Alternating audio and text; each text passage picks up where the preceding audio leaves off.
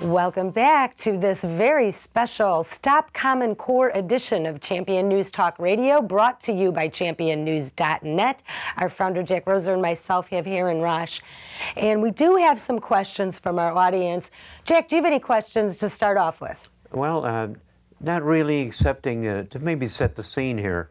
This is a nationally sponsored program, and certainly flies in the face of anything like vouchers or other schools that might present innovations. They're killing off the whole thing and turning it into a regimented form of national schooling, so everybody marches to the same tune. And Mr. Obama and his socialist leaders may think this is a good idea, but the opposition to this is evidenced in this room, has across the country gone like this. People really that have been working on education, trying to make it better and involved with their kids, they're really very upset with this national scheme to have everybody marching to Obama's tune. Since Jack brought it up, one of the questions I'm asked the most is, what about the private and parochial schools? You know, especially in Chicago, so many people scrimp and save to send their kids to Catholic school. Unfortunately, a lot of the private and parochial schools are volunteering to become a part of Common Core. I get just tearful letters every day at my website from Catholic school students when their parents find out that really without much discussion, their school is signed up for Common Core. So it's not just the public schools. It's also infiltrated, I've heard, in homeschooling as well. Yes, homeschooling. And one of the problems is, as Common Core spreads more, and the publishers were in on this. I mean, hey, all the schools and everyone has to replace all their educational materials. If you're a publisher, what's there to not like? So they're all totally in on this. And so everyone has to buy new materials, and that's on the school district level. So you have to pay for all this, plus the computers. And it's all on taxpayer dollars, right. Wasting some money. Studio audience, let's have some questions. Would you step up, please? Hi, I'm Jackie. Erin, I have a question for you. I've heard the term core knowledge. Can you tell me the difference between core knowledge and Common Core? I'm not really quite sure I know where you heard the term core knowledge, but the Common Core is standards where it tells teachers how to teach and when to teach, and so that would be by grade level. So in each grade level, they are supposed to teach the children to master a certain level of core knowledge before they move on to the next grade. So that's what they're doing. They're comparing, or they're dumbing down from core knowledge. Common Core is reducing its standards. Right. That was set by the core knowledge group.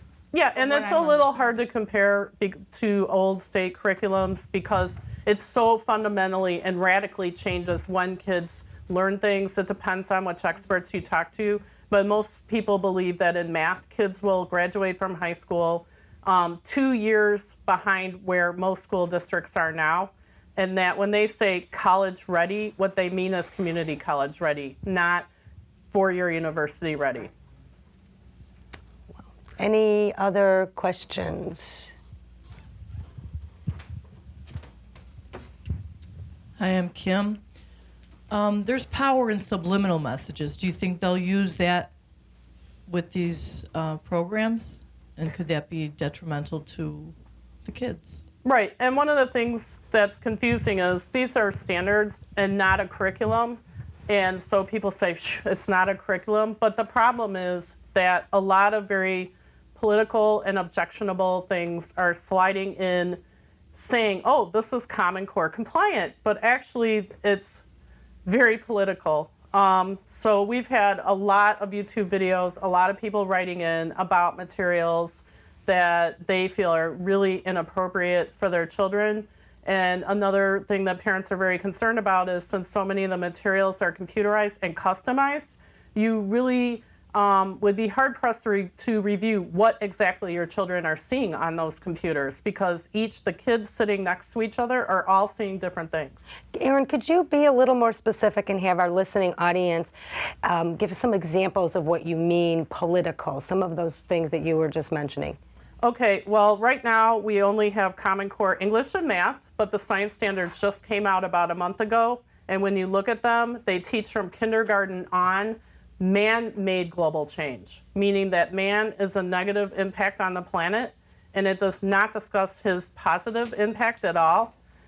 So your children, if you are a person who do not believe in man-made climate change, well, your child will be taught that every single year from kindergarten on.